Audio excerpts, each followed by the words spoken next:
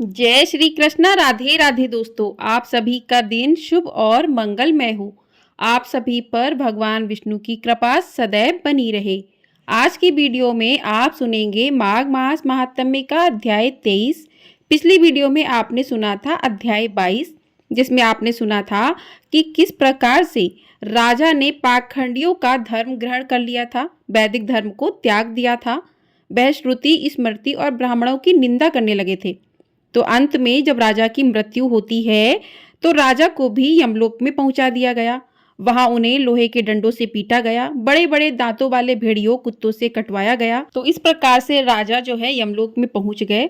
उसके आगे का वृत्तांत आप आज के अध्याय में सुनेंगे। तो उसके आगे लोमेश ऋषि जी कहने लगे कि वह राजा पहले तो तामिर्ष नामी नरक में गया, फिर अंध तामिर्ष नगर में, जहां पर अति दुखों को प्राप्त हुआ, फिर महारौरव, फिर कालसूत्र नामी महानरक में गया, फिर मूर्छा को प्राप्त हो गया। मूर्छा से चेतना आने पर तापन और सप्रतापन नाम के नरक में गया। अनेक दुखों को भोगता हुआ वह प्रताप नाम के नरक में गया। तब काकोल, कुडपल, पूर्व मृतिका, लोहशंकु, मृजीप आदि नरकों में होता हुआ असीपत्र वन में पहुंचाया गया।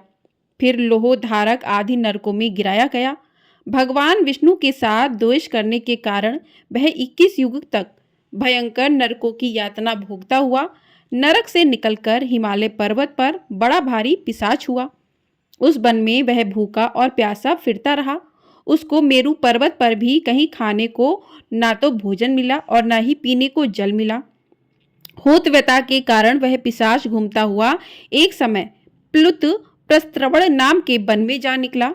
बहेड़े के वृक्ष के नीचे वह दुखी होकर हाय मैं मरा, हाय मैं मरा ऐसे शब्द जोर जोर से पुकारने लगा और कहने लगा कि भूख से दुखी मेरे इस जन्म का कब अंत होगा।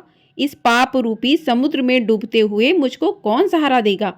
लोमेश जी कहने लगे कि इस प्रकार वेद पाठ करते हुए देवधूति ने उसके दुख भरे वचनों को सुना और वहां पर एक पिशाच को देखा, जिसकी लाल डरावनी आंखें, दुर्लभ शरीर, काले काले ऊपर ऊपर खड़े बाल, विकराल चेहरा, काला शरीर, लंबी सी जीभ बाहर निकली हुई, लंबे ओंठ, लंबी जांघें, लंबे लंबे पैर, सूखा चेहरा, आंखों में पड़े गड्ढे वाले पिशाच को देखकर देवधूति ने उनसे पूछा कि तुम कौन हो और ऐसी करुणा से क्यों रोते हो।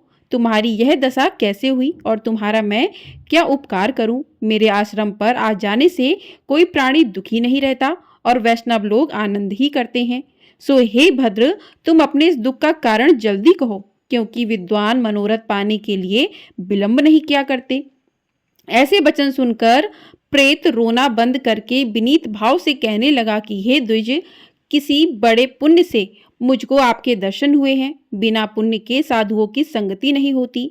और फिर उसने पहले जन्म का वृत्तांत कहा कि भगवान विष्णु के द्वेष के कारण मेरी यह दशा हुई।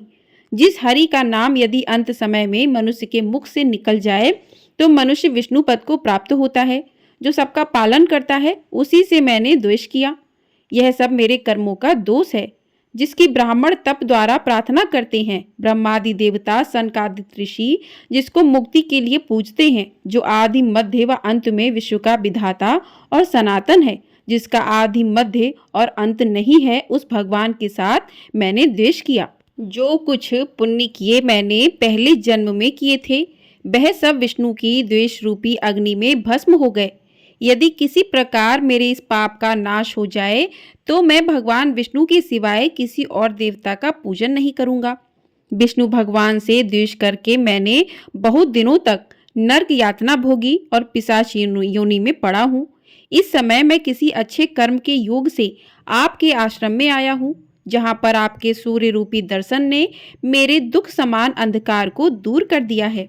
अब आप कोई ऐसा उपाय बताइए जिससे मेरी यह पिशाच योनि दूर हो, क्योंकि सज्जन पुरुष उपकार करने में देर नहीं करते हैं। देवधूति कहने लगे कि यह माया देवता, मनुष्य, असुर सबकी स्मृति को मोहित कर देती है, जिससे धर्म का नाश करने वाला द्वेष उत्पन्न हो जाता है।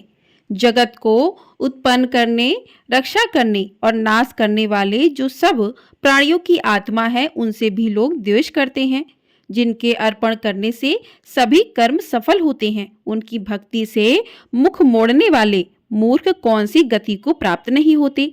चारों वर्णों का वेदोक्त हरि का भजन करना ही उत्तम है, अन्यथा कुमार्ग में चलने वाले मनुष्य नरक के गामी होते हैं। इसी कारण वेद विरुद्ध कर्मों को त्यागना चाहिए। अपनी बुद्धि से बचे हुए धर्म के मार्ग पर चलने से मनुष्य परलोक के पथ का भी नाश करते हैं। वह वेद देवता और ब्राह्मणों की निंदा करते हैं। झूठे मन कल्पित शास्त्रों को मानने वाले नरक में जाते हैं। देवादिदेव विष्णु से विमुख होने वाले नरक में जाते हैं, जैसे द्रविड़ देश का राजा नरक में गया। इस कारण इनकी निंदा नहीं करनी चाहिए और वेद में ना कही गई क्रिया को भी नहीं करना चाहिए। लोमेश जी कहने लगे कि ऐसा कहने पर मुनि ने पिशाच को सुमार्ग बतलाया कि माघ मास में तुम प्रयाग में जाकर स्नान करो और तुम्हारी वह पिशाच योनि समाप्त हो जाएगी।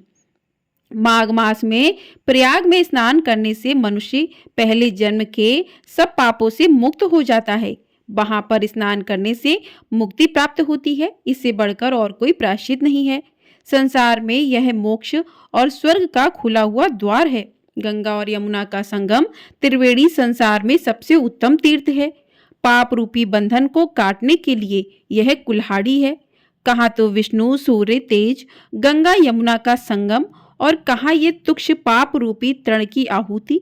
जैसे घने अंधकार को दूर करने वाला शरद का चंद्रमा चमकता है, उसी तरह संगम के स्नान से मनुष्य पवित्र हो जाता है। मैं तुमसे गंगा यमुना के संगम का वर्णन नहीं कर सकता, जिसके जल की एक बूंद के स्पर्श से केरल देश का ब्राह्मण मुक्त हो गया। ऋषि के ऐसे वचन सुनकर प्रेत के मन में शांति उत्पन्न हो गई, मानो सब दुखों से छूट गया हो। प्रसन्नता से उसने विनय पूर्वक ऋषि से पूछा। ऋषि से क्या पूछा और ऋषि ने क्या बताया, उसके आगे का वृत्तांत आप अगले अध्याय में सुनेंगे। इस अध्याय को करते हैं यहीं पर समाप्त। बोलिए भगवान श्री हरि विष्णु की जय। बोलिए गंगा मैया की जय। तो इस प्रकार से आज का अध्याय यहीं पर समाप्त हुआ। मिलते हैं अगले अध्याय में। आपको ये वीडियो यदि पसंद आई है तो वीडियो को आप लोग लाइक अवश्य कर दीजिएगा। चैनल पर नए हैं तो चैनल को सब्सक्राइब भी कर लीजिएगा। आपको हमारे चैनल पर इसी प्रकार से माघ मास महात्म्य के अध्याय प्रतिदिन सुनाए गए हैं। आपने पिछले अध्याय नहीं सुने हैं तो आप लोग उन अध्यायों को जाकर सुन सकते हैं। आगे जो भी अध्याय बचे हैं सारे अध्याय आपको सुनाए जाएंगे और साथ ही माघ मास साथ ही गुप्त नवरात्रि की कथाएं भी प्रतिदिन सुनाई जा रही हैं, तो आप उन कथाओं को भी अवश्य सुनिएगा।